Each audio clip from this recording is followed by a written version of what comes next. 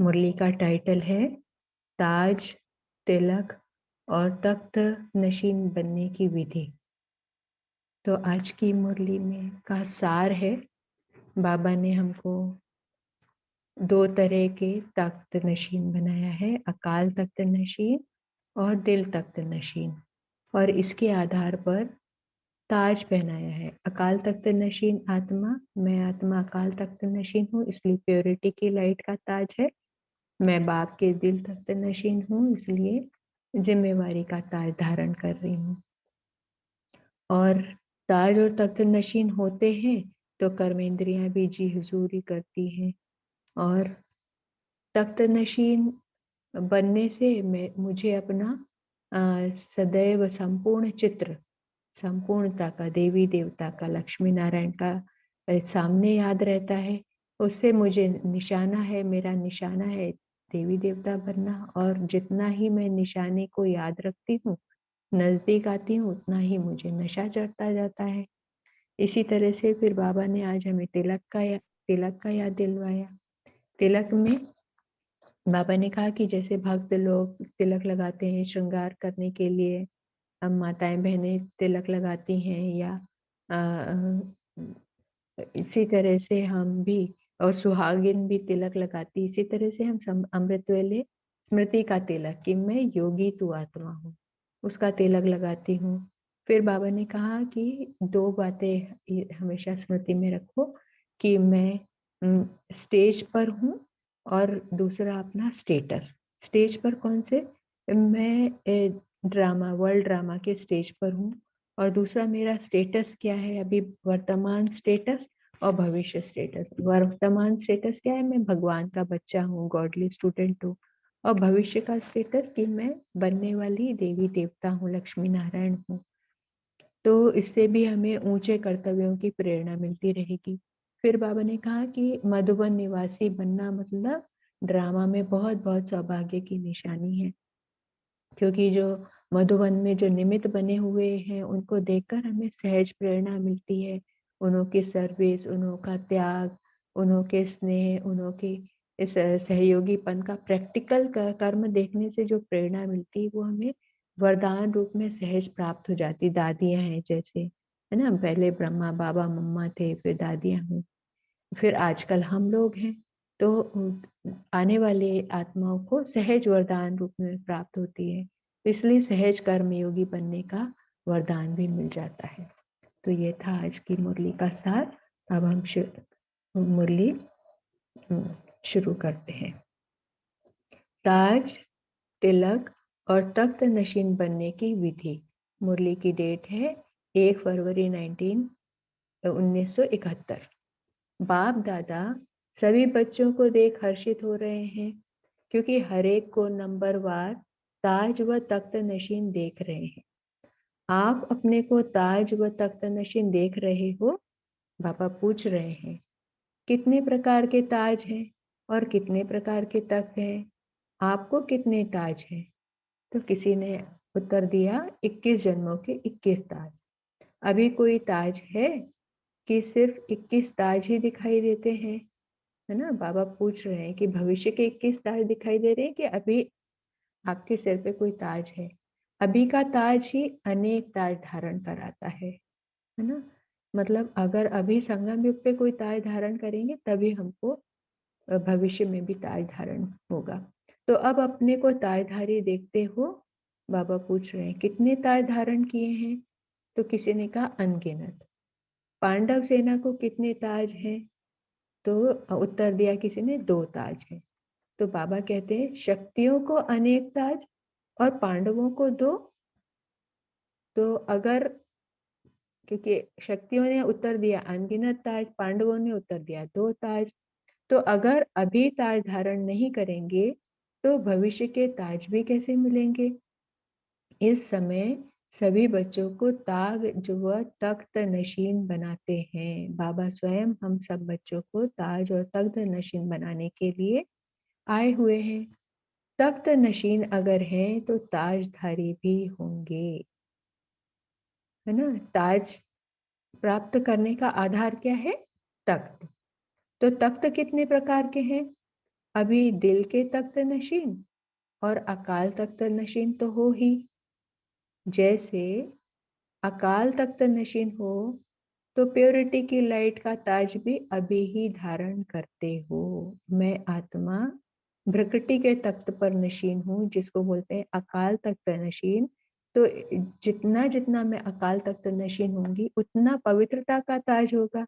मैं आत्मा अकाल तख्त पर विराजमान, तो पवित्रता का, प्योरिटी की लाइट का ताज भी अभी धारण, जितनी देर में भ्रकटी सिंहासन पर तख्त नशीन हूँ, उतना मेरा पवित्रता का ताज, प्योरिटी की लाइट का ताज। और दिल के तख्त नशीन होने से, सेवाधारी बनने से जिम्मेवारी का ताज धारण करते हो। तो जितना मैं आत्मा परमात्मा की प्रेम, बाप के लिए प्यार तो अनुभव कर रहे हैं, बाप के लिए प्यार, तो बाप के दिल तख्त पर बैठी हुई मैं आत्मा, क्योंकि मैं बाप के दिल तख्त पर बैठी हुई हूँ। तो बाबा ने क्या कहा, दिल तख्त नशीन होने से, सेवाधारी बनने से जिम्मेवारी का ताज धारण करते हो। क्योंकि मैं बाप के दिल तख्त पर बैठी हुई हूँ, इसलिए जैसा बाप वैसी मैं आत्मा। जो बाप का कर्तव्य वो मेरा कर्तव्य, और बाप मेरे द्वारा अपने कर्तव्य करा रहा है। तो फिर ताज मिल गया, कर्तव्य का ताज। तो जैसे बाबा सेवाधारी है, तो मैं भी सेवाधारी बनने से जिम्मेवारी का ताज मुझे मिल जाता है। इसलिए दिल तख्त के आधार पर ताज मिलता है। तो अभी ये 2 ताज मिल जाते हैं, तो फिर भविष्य में 21 जन्म का ताज मिल जाता है। मैं ताजधारी और तख्त नशीन आत्मा, और जैसा तख्त वैसा मेरा ताज। तो अब हर एक अपने को देखे कि दोनों ही तख्त नशीन और दोनों ही ताजधारी कितना समय रहते हैं। ताज और तख्त मिला तो सबको है, लेकिन कोई कितना समय ताज व तख्त नशीन बनते हैं, यह हर एक का अपना पुरुषार्थ है। कईयों को स्थूल ताज भी धारण करने का अनुभव कम होता है, तो बार बार उतार देते हैं। लेकिन यह ताज और तख्त तो ऐसा सरल सहज है, जो हर समय ताज व तख्तधारी बन सकते हो। क्योंकि ये कैसा ताज और तख्त है, ये तो सूक्ष्म ताज है ना। सूक्ष्म रूप से हमने ताज और तख्त, सूक्ष्म रूप से हम अकाल तख्त नशीन और बाप के दिल तख्त नशीन है। इसीलिए हमारा प्योरिटी का ताज और जिम्मेवारी का सूक्ष्म ताज है। जब कोई तख्त नशीन होता है, तो तख्त पर उपस्थित होने से राज कारोबारी उसके ऑर्डर से चलते हैं। अगर तख्त छोड़ते हैं, तो वही कारोबारी उसके ऑर्डर में नहीं चल देंगे। तो ऐसे आप जब ताज व तख्त छोड़ देते हो, तो यह कर्मेंद्रियां आपका ही ऑर्डर नहीं सुनती हैं। जब तख्त नशीन होते हो, तो यही कर्मेंद्रियां जी हजूर करती हैं। इसलिए सदैव यही ध्यान रखो कि यह ताज व तख्त कभी छूटे नहीं। अपना ताज व तख्त नशीन का संपूर्ण चित्र सदैव याद रखो। उनको याद रखने से अनेक चित्र जो बनते हैं वह नहीं बनेंगे। तो मेरा ताज और तख्त नशीन का संपूर्ण चित्र क्या है? मैं कौन हूँ? मैं बनने वाली होवनहार देवी देवता हूँ, लक्ष्मी नारायण हूँ। तुम मुझे लक्ष्मी नारायण का चित्र, संपूर्ण चित्र सदैव याद रखना है। और जब मैं हमेशा इस संपूर्ण चित्र को याद रखूंगी, तो अनेक चित्र जो दिन भर में अपने मन में बनाती रहती हूँ अपने, वो नहीं बनेंगे। एक दिन के अंदर ही हर एक के भिन्न भिन्न रूप बदलने के चित्र दिखाई देते हैं। तो अपना एक संपूर्ण चित्र सामने रखो कि मैं लक्ष्मी नारायण। इस चित्र को सामने रखेंगे तो और चित्र नहीं दिखाई देंगे। ताज व तख्तनशीन बनने से निशाना और नशा स्वतः ही रहेगा, है ना। तो निशाना क्या है? निशाना मतलब संपूर्ण स्थिति। अगर ताज है, तख्त पर विराजमान देख रहे हैं, मैं लक्ष्मी नारायण अपने संपूर्ण स्वरूप को देख रहे हैं। और जितना संपूर्ण स्वरूप को देख रहे हैं, जितना उसके करीब जा रहे हैं, उतना नशा चढ़ा हुआ होता है। तो ताज और तख्त नशीन है ही नशा और निशाने की याद दिलाने वाला। तो अब अपना ताज व तख्त कभी भी नहीं छोड़ना। जितना जितना अब ताज व तख्त धारण करने के अनुभवी व अभ्यासी बनेंगे, उतना ही वहां भी इतना समय ताज व तख्त धारण करेंगे, है ना। जितना समय मैं आत्मा यहाँ पर ताज और तख्त नशीन हूँ, उतना समय ही मुझे भविष्य सतयुग में 21 जन्मों का ताज और तख्त मिलेगा। किसका? विश्व महाराजन का ताज, की बादशाही का ताज और तख्त पे मैं धारण करके रखूंगी। अगर अभी अल्प समय ताज व तख्त नशीन बनते हो तो वहां भी बहुत थोड़ा समय ताज व तख्त प्राप्त कर सकेंगे। पूरे 21 जन्मों के 21 ताज नहीं मिलेंगे।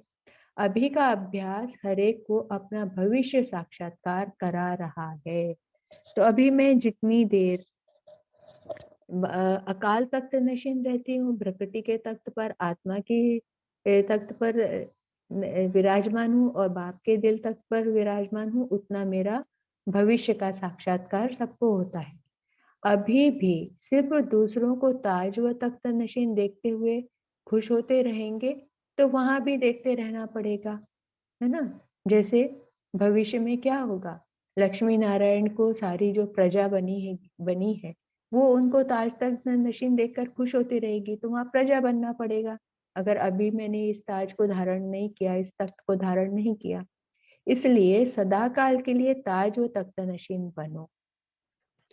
ऐसा ताज व तख्त फिर कब मिलेगा, बाबा पूछ रहे हैं। अभी ही मिलेगा, है ना। ये ताज, ये सूक्ष्म ताज और तख्त हमको संगम पर ही मिलता है, कल्प के बाद भी अभी ही मिलेगा, है ना। मतलब सतयुग, त्रेता, द्वापर, कलयुग, चारों युगों में कभी नहीं मिलेगा, केवल संगम युग पर ही यह ताज और तख्त पर विराजमान होने हमें ये समय अभी ही मिलेगा। अभी नहीं तो कभी नहीं। घर बैठे कोई ताज व तख्त देने आए तो क्या करेंगे? बाप भी अभी आत्माओं के घर में मेहमान बन आए हैं ना। घर बैठे ताज व तख्त की सौगात देने आए हैं। ताज व तख्त को छोड़ कहाँ चले जाते हो मालूम है? माया का कोई निवास स्थान है। आप भी सर्वव्यापी कहते हो, वह आप लोगों के सिवाय और भी जगह है। अपने 63 जन्मों में कितनी बार माया को ठिकाना दिया होगा, उसका परिणाम भी कितनी बार देखा होगा। जो बहुत बार के अनुभवी फिर भी वह बात करें तो क्या कहेंगे?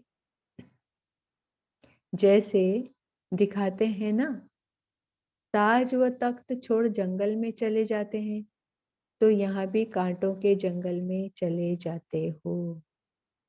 तो कहाँ तख्त और कहाँ कांटों का जंगल?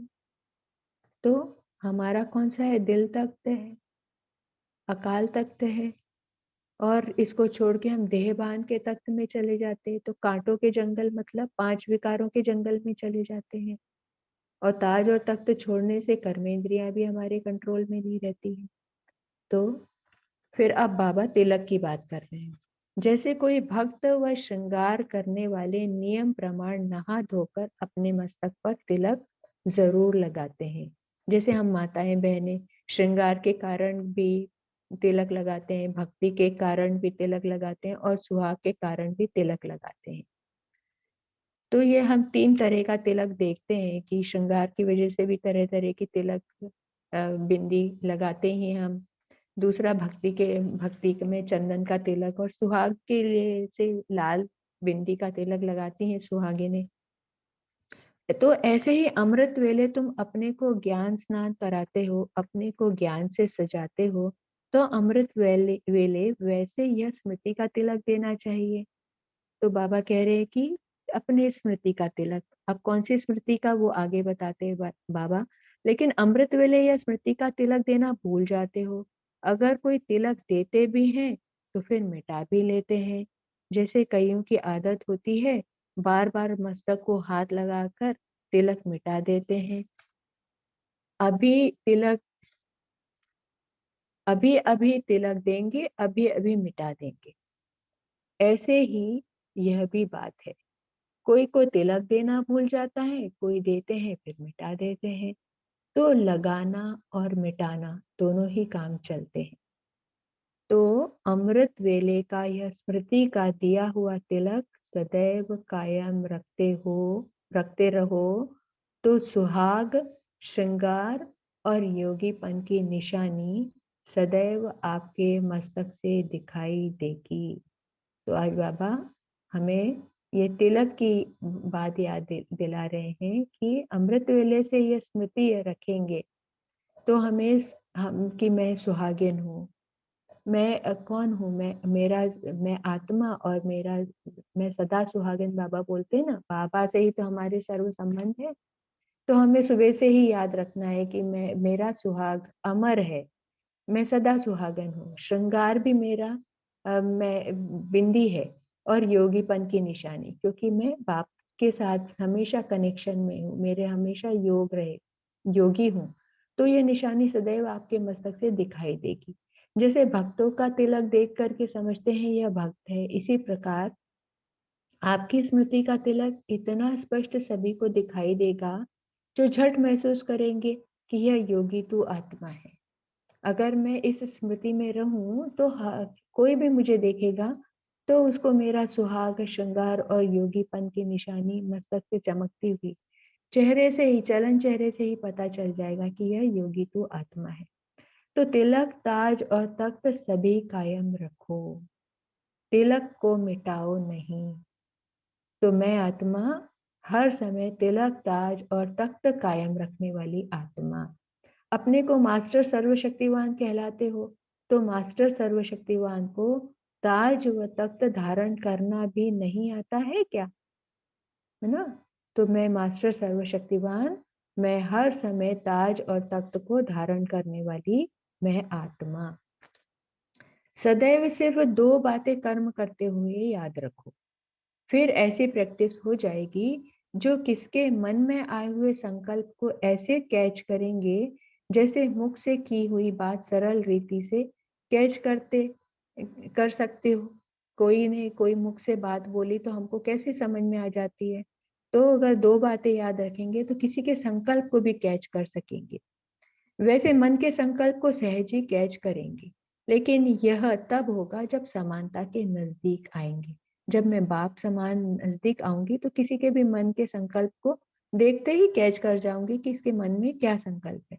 एक दो के स्वभाव में भी अगर कोई की समानता होती है तो उनके भाव को सहज समझ सकते हैं। तो यह भी बाप की समानता के समीप जाने से मन के संकल्प ऐसे कैच कर सकेंगे जैसे वाणी मुख द्वारा वाणी के संकल्पों वाणी से कोई कुछ हमें बोलता है तो हम कैसे समझ जाते हैं, वैसे ही बाप के समान बनते ही मन के संकल्प, मैं किसी के भी मन के संकल्प को मैं आत्मा कैच कर सकती हूँ। इसके लिए सिर्फ अपने संकल्पों की मिक्सचरिटी नहीं होनी चाहिए, संकल्पों के ऊपर कंट्रोलिंग पावर होना जरूरी है।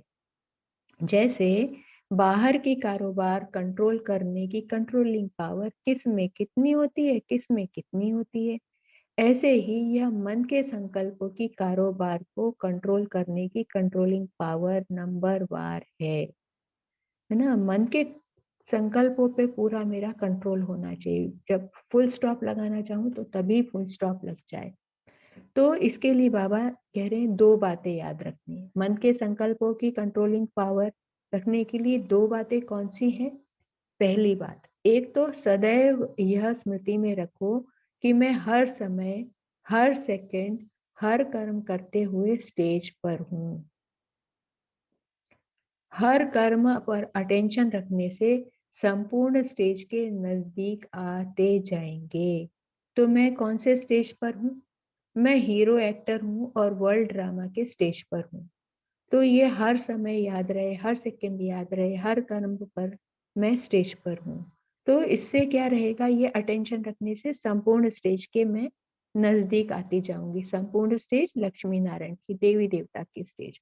दूसरी बात, 2 बातें स्मृति में रखने को कही ना। पहली कि मैं स्टेज पर हूँ, वर्ल्ड ड्रामा के स्टेज पर मैं हीरो एक्टर हूँ। दूसरी बात, सदैव अपने वर्तमान और भविष्य के स्टेटस को स्मृति में रखो। तो मेरा वर्तमान स्टेटस क्या है? वर्तमान स्टेटस है मैं भगवान का बच्चा हूँ, गॉडली स्टूडेंट हूँ, रूहानी यात्री हूँ और भविष्य का स्टेटस क्या है? भविष्य में मैं देवी देवता लक्ष्मी नारायण बनने वाली हूँ। तो इस स्टेटस को स्मृति में रखो। तो एक स्टेज, दूसरा स्टेटस, ये दोनों बातें सदैव स्मृति में रखने से कोई भी ऐसा कार्य नहीं होगा जो स्टेटस के विरुद्ध हो।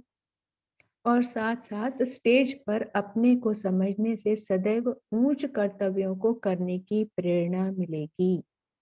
क्योंकि मैं वर्ल्ड ड्रामा के स्टेज पर हूँ, हर आत्मा का मेरी तरफ ही स्टेज पर कोई एक्ट करता है, एक्टर होता है, तो उसकी तरफ सबकी नज़र होती है। सब ऑडियंस में बैठे, मैं स्टेज पर एक्टिंग कर रही हूँ, स्टेज पर हूँ, तो सदैव मेरे मुझे ऊँच कर्तव्यों की प्रेरणा मिलती रहेगी कि मुझे कैसे एक्टिंग करनी है जो सब लोग मुझे देख रहे हैं। यह 2 बातें सदैव स्मृति में रखते चलो।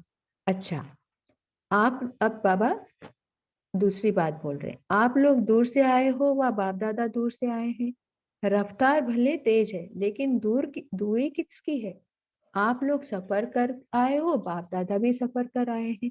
इसलिए दोनों ही सफ़र वाले हैं, है ना? हम लोग अपने-अपने घर से मधुबन पहुँचे और बाबा परम धाम से पहुँचे हैं।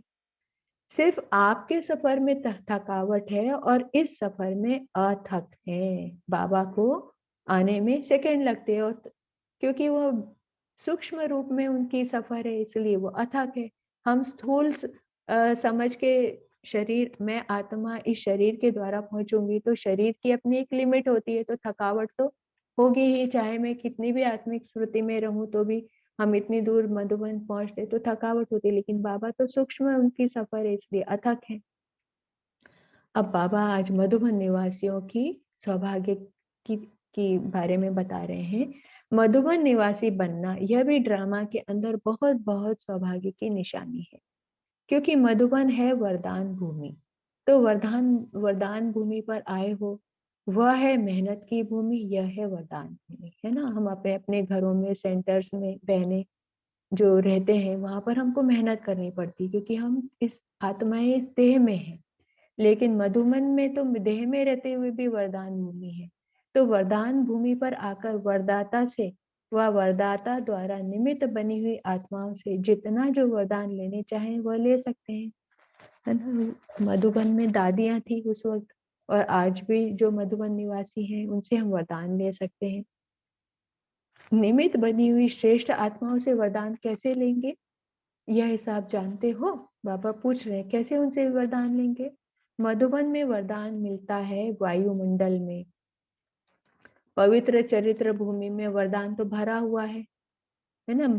परमात्मा ब्रह्मा बाबा ने का जो चरित्र, उन्होंने मम्मा बाबा ने और दादियों ने जो पवित्र चरित्र भूमि में जो भी चरित्र निभाया है उसका वरदान वायुमंडल में अभी तक भी हम लोग मधुबन जाते हैं तो अभी तक भी एक-एक कण-कण में, उसकी हवा में, उसकी दीवाल में, भूमि में वो हमको वायुमंडल अलग ही मालूम पड़ जाता है जैसे ही हम मधुबन में पहुँचते हैं। लेकिन निमित्त बनी हुई श्रेष्ठ आत्माओं से वरदान कैसे लेंगे? बाबा आज हमें तरीका बता रहे हैं कि कैसे, वो विधि क्या है निमित्त बनी हुई श्रेष्ठ आत्माओं से वरदान लेने की। वरदान में मेहनत कम होती है। जैसे मंदिर में पंडे यात्रियों को वरदान दिलाने देवियों के सामने ले जाते हैं। तो आप भी पंडे हो, यात्रियों को वरदान कैसे दिलाएँगे? वो पंडे, जैसे हम पहले भक्ति मार्ग में यात्रा पर जाते थे, तो पंडे हमको ले जाते थे दर्शन के लिए। तो हम कौन से पंडे हैं? हम नई वाली जो आत्माएँ आती जा रही हैं, हमारी प्रजा या हमारे ही साथी लोग, तो उनको हम वरदान कैसे दिलाएँगे? वरदान लेने का साधन कौन-सा है? श्रेष्ठ आत्माओं द्वारा वरदान इसलिए मिलता है, जो निमित्त बने हुए होने के कारण उन्हों के हर कर्म को देखकर सहज प्रेरणा मिलती है। ना, हम लोगों को ऐसे कर्म करना है कि हमारे कर्म को देखकर नए आने वाले जो बाबा के बच्चे हैं, उनको सहज प्रेरणा मिले। कोई भी चीज़ जब साकार में देखी जाती है तो जल्दी ग्रहण कर सकते हैं। बुद्धि में सोचने की बात देरी से ग्रहण होती है। साकार में कोई भी आँखों से, क्योंकि इसमें हमको आँखों से, अभी हमको आँखों से देखने की आदत ज़्यादा है ना? बुद्धि में दिव्य बुद्धि द्वारा हमको ग्रहण करने में टाइम लगता है, क्योंकि 63 जन्मों से साकार की आदत पड़ी हुई है। यहाँ भी साकार रूप में जिन्होंने साकार को देखा उन्हों को याद करना सहज है ना? ब्रह्मा बाबा को जिन्होंने साकार में देखा उनको बहुत सहज बाप की याद आ जाती है। और बिंदी रूप को याद करना ज़रा, है ना, कठिन काम है बाबा कहते हैं, क्योंकि वो दिव्य बुद्धि आदत नहीं हमारी कम है अभी बिंदी रूप में रहने की। इसी रीति तो बाबा इसको कंपेयर कर रहे हैं कि इसी रीति जो निमित्त बनी हुई श्रेष्ठ आत्माएँ हैं, दादियाँ हैं, हम लोग हैं, जो पुराने भाई-बहन हैं, उन्हों की सर्विस, त्याग, स्नेह, सर्व के सहयोगीपन का प्रैक्टिकल कर्म देखते हुए जो प्रेरणा मिलती है, वह वरदान रूप में सहज प्राप्त होती है। जो कोई भी पहली बार मधुबन जाता है, तो क्या कहता है कि वहाँ के भाई-बहनों का सर्विस देखकर, उनका त्याग देखकर कितने स्नेह से हमें खाना परोसते हैं, कितने स्नेह से हमें सहयोग करते हैं। तो वो उस प्रैक्टिकल जो अनुभव करके आते हैं, वो उस प्रेरणा को कभी नहीं भूलते। आके 10 बार सब लोगों को इतना अपना अनुभव सम सम सुनाते हैं कि मधुबन में गए तो कितने भाई-बहनों का, क्योंकि हम लोगों को बाबा का प्यार, हमें पता है कि सेवा से हमें क्या प्राप्ति होगी। अब वो तो पहली-पहली बार पहुँचे, तो उनको नहीं मालूम कि ये सब लोग ऐसा क्यों कर रहे हैं, लेकिन वो कितनी प्रेरणा लेकर जाते हैं। सर्विस, त्याग, स्नेह, सर्व के सहयोगीपन का प्रैक्टिकल कर्म देखते हुए जो प्रेरणा मिलती है, वह वरदान रूप में सहज प्राप्त होती है। तो मधुबन वरदाता की भूमि में आकर हर एक श्रेष्ठ आत्माओं द्वारा सहज कर्मयोगी बनने का वरदान प्राप्त करके ही जाना। तो जो नए-नए जिज्ञासु आते हैं, आत्माएँ आती, बाबा के बच्चे आते हैं, वो सहज कर्मयोगी बनने का वरदान उनको मिल जाता है। उनको सब याद आता है कि कैसे भाई-बहनों ने हमारी सेवा की, तो वो भी अपने आप को वैसे ही सहज कर्मयोगी बनाने की कोशिश करते हैं, और हम लोग स्वयं भी वहाँ पर जाकर कर्मयोगी बनने का वरदान प्राप्त करते हैं। क्योंकि आप लोग भी सिर्फ मुश्किल बात यही बताते हो कि कर्म करते हुए स्मृति में रहना मुश्किल है। तो निमित्त बनी हुई आत्माओं को कर्म करते हुए इन गुणों की धारणा में देखते सहज कर्मयोगी बनने की प्रेरणा मिलती है। क्योंकि बाबा ने कहा ना कि जो भी हम चीज़ साकार में देखते हैं तो जल्दी ग्रहण कर सकते हैं। है ना? और इनको याद रखना सहज होता है, बिंदी रूप को याद करना कठिन होता है, तो निमित्त बनी हुई आत्माओं के को कर्म करते हुए देखते हैं, उनके गुणों को हम देखते हैं मधुबन में, तो धारणा में देखने से सहज कर्मयोगी बनने की प्रेरणा, चलन और चेहरे से जो देखते हैं सब भाई-बहनों को वहाँ पर, तो हमको सहज कर्मयोगी बनने की प्रेरणा मिलती है। तो उन एक भी वरदान को छोड़कर नहीं जाना। सर्व वरदान प्राप्त करते-करते स्वयं भी मास्टर वर दाता बन जाएँगे। मधुबन जाकर बाबा कहते हैं कि सर्व वरदान प्राप्त करना है। और इस करते-करते हमारी स्थिति एक समय में ऐसी हो जाएगी कि हम स्वयं भी मास्टर वरदाता बन जाएँगे, बाप समान बन जाएँगे। जैसे बाप है, बाप वरदाता है, ऐसे मैं भी मास्टर वरदाता, सहज कर्मयोगी बनने का, सबको अपने चलन और चेहरे से सहज कर्मयोगी बनने का वरदान अपनी-अपनी जगह पर जाकर मैं स्वयं भी सबको देने का बनने स्वयं ऐसे ही मास्टर वरदाता बन जाएँगे। अच्छा, ओम शांति। तो अभी 1 मिनट हम सब लोग बाप को याद करते हैं, बाबा की याद में बैठते हैं, उसके बाद अ, ब्रेकआउट रूम में चिंतन करेंगे। ओम शांति।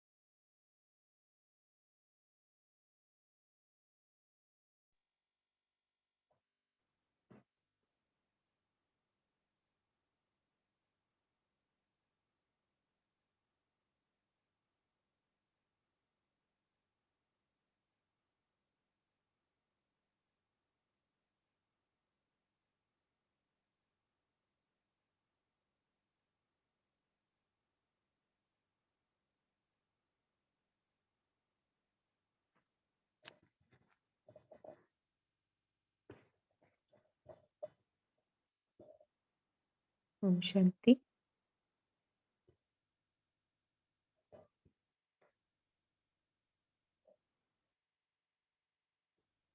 तो आज सब लोग बता सकते हैं आज की मुरली में बाबा ने ताज तिलक और तख्त नशीन बनने की कौन सी विधि बताई?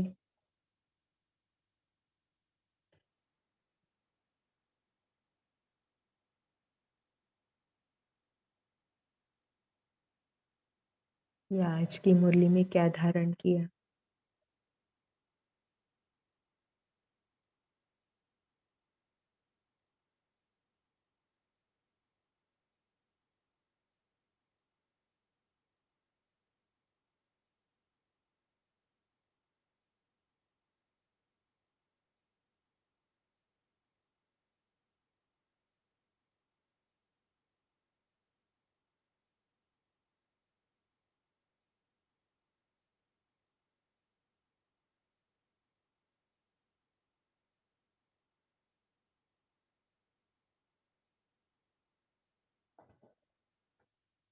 ओम शांति।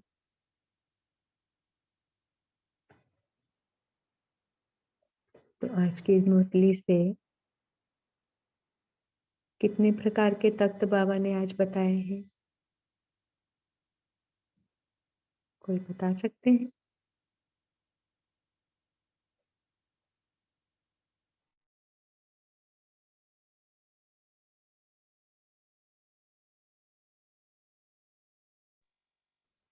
ओम शांति। सभी अपने को अनम्यूट करके बोल सकते हैं।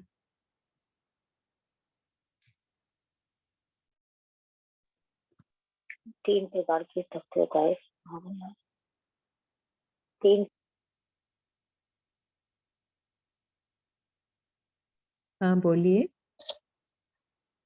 3 प्रकार के कौन से तत्व बताए?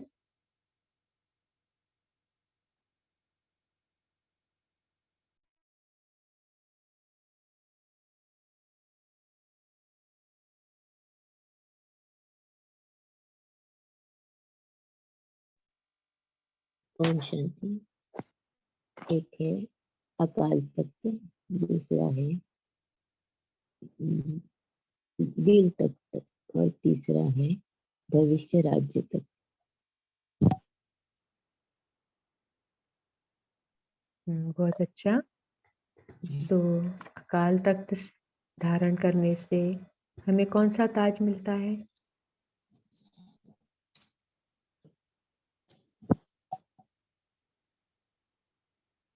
बाबा ने आज 2 ताज की भी बात करी ना। पवित्रता का। मैं प्रकृति तख्त पर विराजमान आत्मा हूँ, तो मुझे पवित्रता का ताज मिलता है। और दिल तख्त के धारण करने से कौन सा ताज धारण होता है?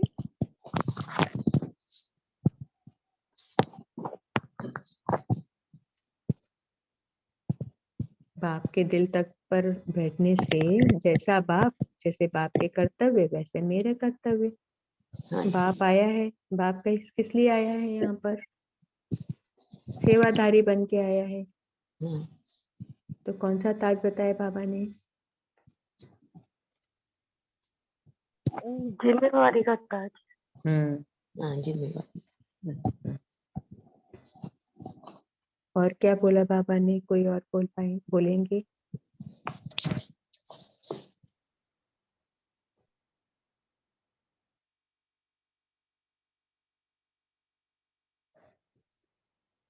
फिर बाबा ने आज क्या बताया कि जो ताज और तख्त नशीन रहते हैं उनकी क्या निशानी है?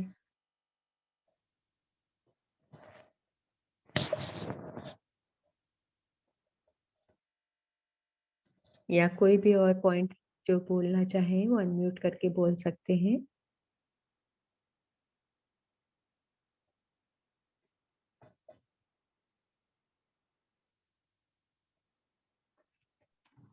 जी, कर्मेंद्रियाची अजूर रहती है।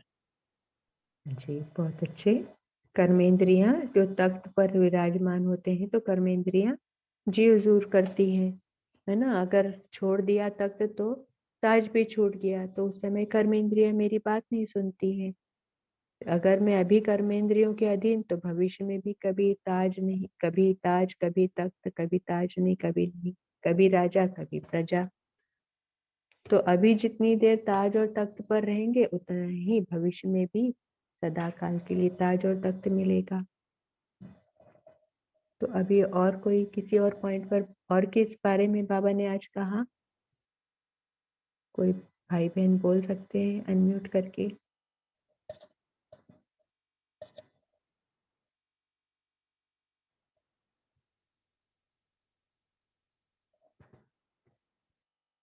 बाबा ने तिलक के बारे में भी बताया ना आज?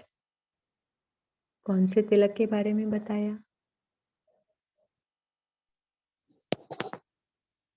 एक है स्मृति का तिलक देना और दूसरा है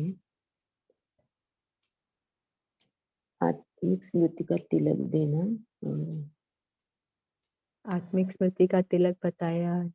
सुहाग, मैं सदा सुहागिन हूँ बाबा मेरा। हाँ बोलिए। फिर और अपना क्या? चित्र भी, अपना संपूर्ण चित्र सामने रखे। संपूर्ण चित्र कौन सा बोला बाबा ने?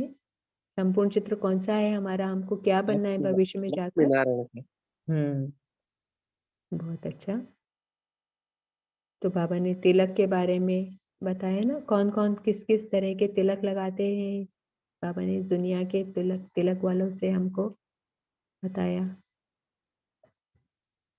दुनिया में किस किस तरह का तिलक लगाया जाता है?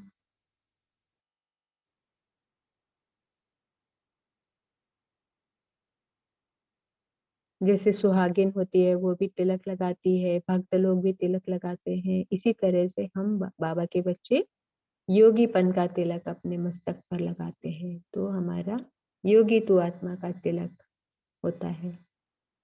और क्या बोले बाबा? और कोई चीज बाबा ने 2 बातें याद करने को कही, वो 2 बातें कौन सी थी? कोई अनम्यूट करके बता सकते हैं? 2 बातें स्मृति में रखने के लिए बाबा ने कहा आज की मुरली में। एक तो बाबा ने कहा कि मैं सदा अपने को समझो कि मैं स्टेज पर हूँ, मैं हीरो पार्टधारी हूँ, मैं पार्ट बजा रहा हूँ, सब मुझे देख रहे हैं। बहुत अच्छा।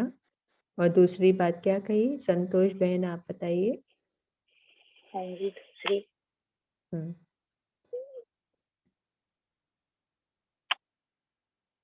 सॉरी तो भूल गए याद नहीं। और किसी भी पॉइंट पर आप बोल सकते हैं। जयश्री बहन आप बोलिए। बाबा ने मधुबन के बारे में बहुत तारीफ किया कि मधुबन निवासी कितने अच्छे से कर्मयोगी बनकर सबकी सेवा करते, तो उससे हमें प्रेरणा मिलती है। और हम भी, जैसे हमें कठिन लगता है कि कार्य करते हुए हम अपने आप को आत्मा समझ कर कैसे रह सकते हैं, तो उनको देखकर सहज कर्मयोगी हम बन सकते हैं। तो आज बाबा ने हमें सहज कर्मयोगी बनने का वरदान दिया, प्रैक्टिकल में मधुबन निवासियों की सेवा देखकर। बहुत अच्छे। ओम शांति। और संतोष बहन आपका भी अनम्यूट है माइक, आप भी बोल सकते हैं।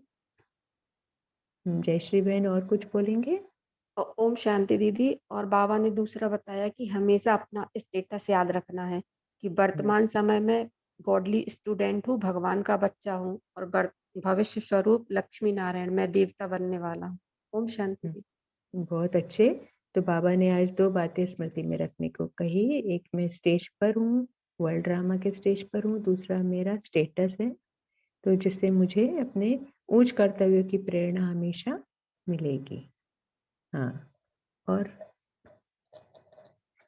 क्या कहा बाबा ने?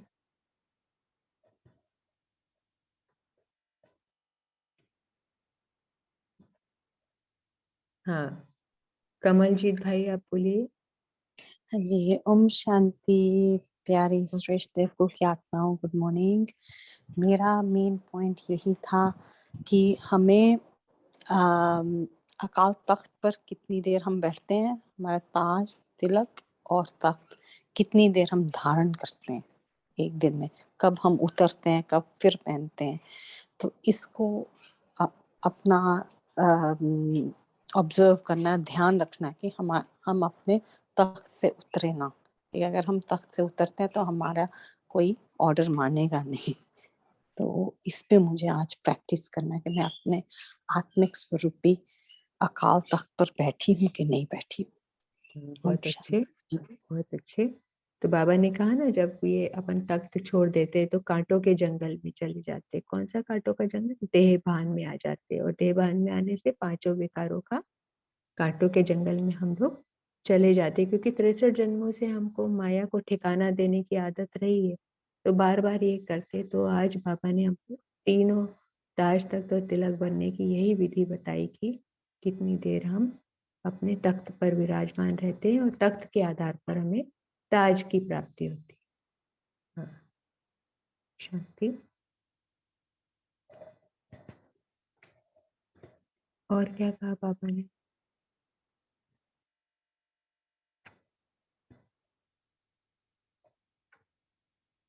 बाबा ने आज मन के संकल्पों को कैच करने की भी बात बताई कि अगर अपने संकल्पों पे कंट्रोलिंग पावर होगी तो हम किसी के भी मन के संकल्प को कैसे कैच कर सकेंगे?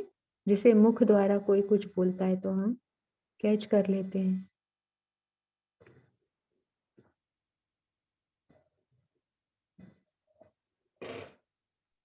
जब हम बाप समान बन जाएंगे तो हम किसी के भी मन के थॉट्स को पढ़ सकेंगे। है बाप समान संकल्प कंट्रोलिंग पावर वाली आत्मा होंगे तब किसी के भी संकल्पों को पढ़ सकते। बहुत अच्छे।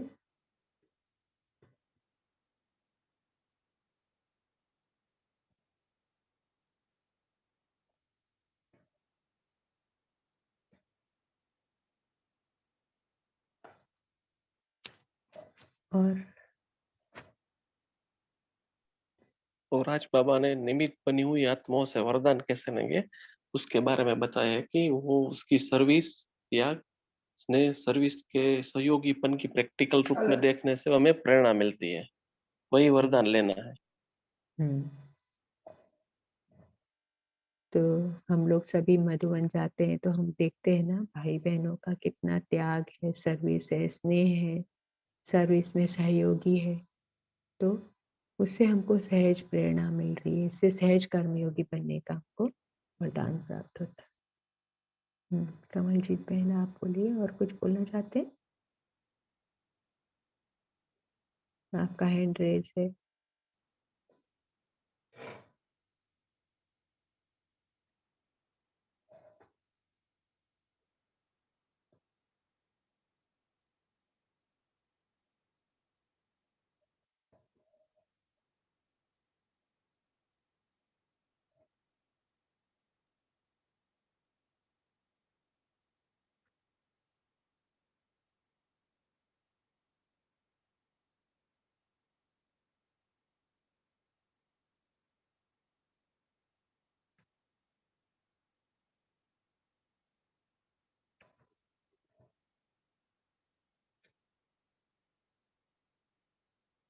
ओम शांति।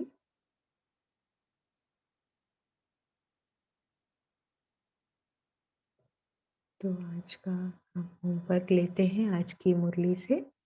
बाबा ने आज हमको पूरे दिन ये ध्यान रखना है कि कितनी देर में अकाल तख्त नशीन हूँ, मेरा प्योरिटी का लाइट का ताज मिल रहा है, उसके बेसिस पे मुझे कितनी देर में बाप के प्यार में, ना बाप से मेरा प्रेम है, बाप के तख्त, बाप के दिल में मेरे दिल में बाप के लिए प्यार है, प्यार अनुभव कर रहे हैं। तो मैं बाप के दिल तख्त पर कितनी देर विराजमान हूँ, और दिल तख्त के विराजमान होने से मुझे जिम्मेवारी का, सेवाधारी बनने का ताज, जो बाप का कर्तव्य है। बाप का कर्तव्य क्या है? बाप इस तमो प्रधान दुनिया को सतो प्रधान दुनिया बनाने के लिए आए, मनुष्य से देवता बनाने के लिए आए ना। तो जो बाप का कर्तव्य है वो वैसा मेरा कर्तव्य है, वो जिम्मेवारी का ताज मैं कितनी देर धारण करती हूँ। तो दिल तख्त पर होने से जिम्मेवारी है, जिम्मेवारी में मुझे सेवाधारी बनना है। तो तीनों तरह से सेवा है ना, तन मन धन से मनसा सेवा।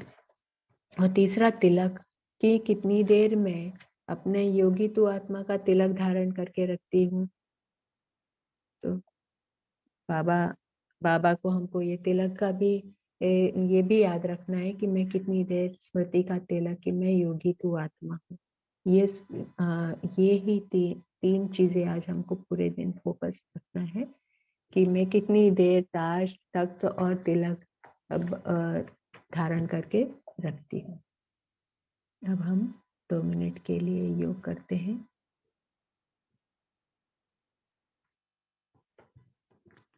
मैं आत्मा अकाल तख्त नशीन, ज्योति बिंदु चमकता हुआ सितारा,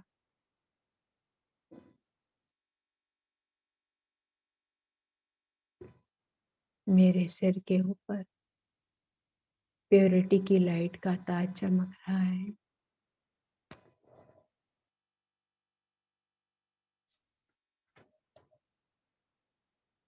मेरे दिल में बाप के लिए प्यार और बाप के प्यार की वजह से मैं बाप के दिल तख्त पर विराजमान, दिल तख्त पर बैठी हुई आत्मा। इसलिए जैसा बाप वैसी मैं आत्मा, जो बाप का कर्तव्य वो मेरा कर्तव्य। इसलिए मेरे सिर के ऊपर जिम्मेवारी का ताज,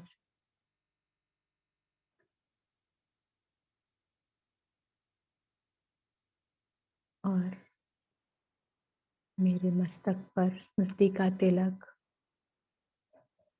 मैं योगी तू आत्मा, मास्टर सर्वशक्तिवान आत्मा,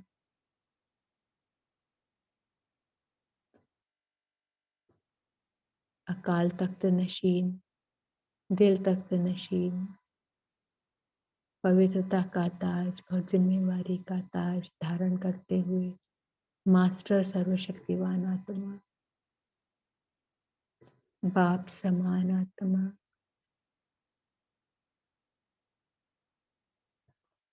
हर समय में इस स्मृति में हूँ कि मैं हीरो एक्टर हूँ, स्टेज पर हूँ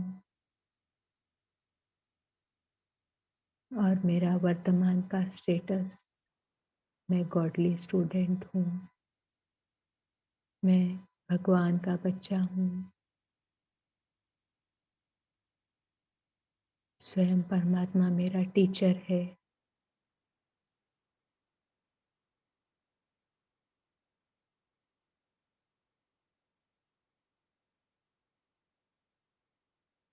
और इसी वजह से हर समय में ऊंच कर्तव्य में लगी हुई आत्मा।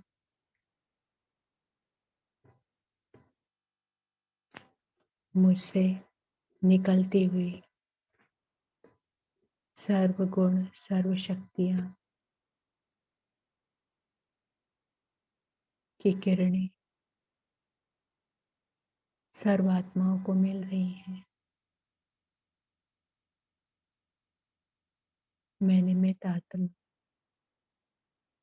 मेरा त्याग, मेरा स्नेह, मेरी सर्विस, मेरे सहयोगीपन को देखते हुए सर्वात्माओं को सहज कर्मयोगी बनने का वरदान मिल रहा है। सहज कर्मयोगी बनने की प्रेरणा मिल रही है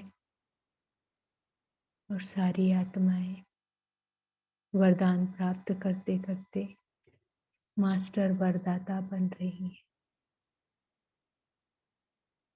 शांति शांति शांति।